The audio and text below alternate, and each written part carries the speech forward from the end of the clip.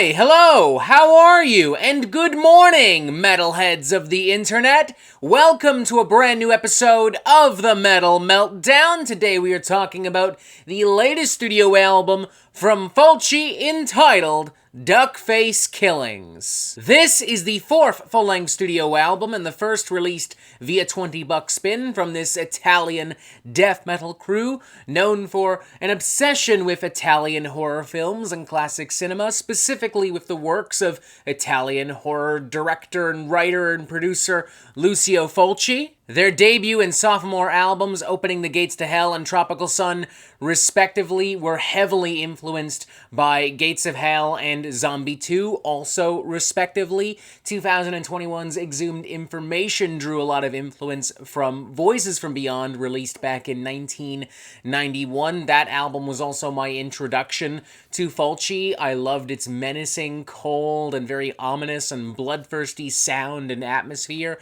Love the way that synthesizers courtesy of TV Crimes were introduced throughout the album and kind of integrated into like the burly, muscular, sinister death metal, at times used to complement it, at times used to contrast it. So much of their music looks and sounds and feels like the soundtrack to a long-lost 80s horror film, or rather just an 80s horror film in general, like translated into death metal sonic form. I would argue and have argued that Fulci are probably one of the best bands out there right now bringing metal and horror together. And for these reasons, coupled with the fact that Fulci is now associated with 20-buck spin, arguably one of the best underground metal record labels out there right now, I had reasonably pretty high expectations for Duckface Killings, and I would say that they've mostly been met.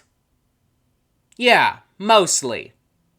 Mostly. It's a good album, don't get me wrong, don't get it twisted, calm down, but I'm not really feeling this the same way I felt Exhumed Information. The synth elements of Exhumed Information have been toned down big time, and while there are a few curveballs and funky twists and turns and dynamics, generally speaking, this album is musically a more straightforward kind of old-school death metal beast. A formidable one, sure, but straightforward nevertheless. And though not astronomically different from Exhumed Information in regards to like mixing, mastering, and production, I do feel like Exhumed Information had a grittier sound, and the lack of a grittier sound, combined with the lack of synths, means that Duckface Killings also lacks that unique atmosphere that I really loved. But putting that aside, looking at the record for what it is instead of for what it isn't, it's hard not to acknowledge shit still kinda bops, and gags, and cuts, and fucks, and brutalizes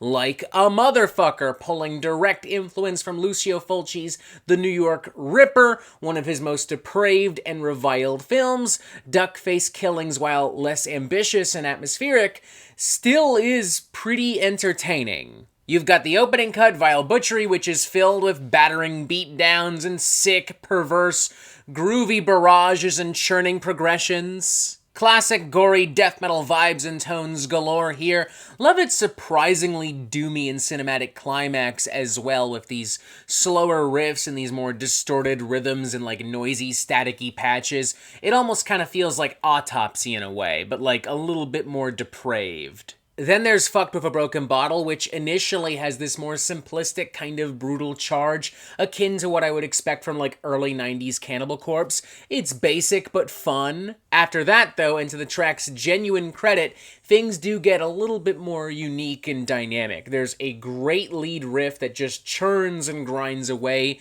There's some slightly more atmospheric kind of melodic leads that can be heard throughout as well. Some nice groovy galloping beatdowns. And by the time we get to the very end, this thing has fully transitioned into a suffocation, dying fetus-esque, brutal death metal rager and monster, with towering walls of ballistic double bass percussion and some more sick, satisfying churning grooves. Human Scalp Collection, I'd say, is a favorite of mine on the record. We have some really gross guest vocals from Wood of Skinless fame. We also have some nice, beefy breakdowns, and also some more melodic leads in the song's chorus that makes this thing feel a little darker and bigger and more epic. It's followed very closely, though, and we're talking a razor-thin margin, by the album's closing number, Tu Miel di Diavolo, which is one of the few cuts on the record that does fully integrate synth work in the way that Exhumed Information did. And as such, it also taps back into that atmosphere. It has these doomy drawls and these very cold and chilling displays and soundscapes, and I love that kind of like really eerie, anxious kind of saxophone that's kind of thrown into the mix as well. It almost kind of sounds like a voice crying out in agony and pain. These synth-driven arrangements and sections were again put together by TV Crimes, and TV Crimes also worked on some little samples and segments across the record.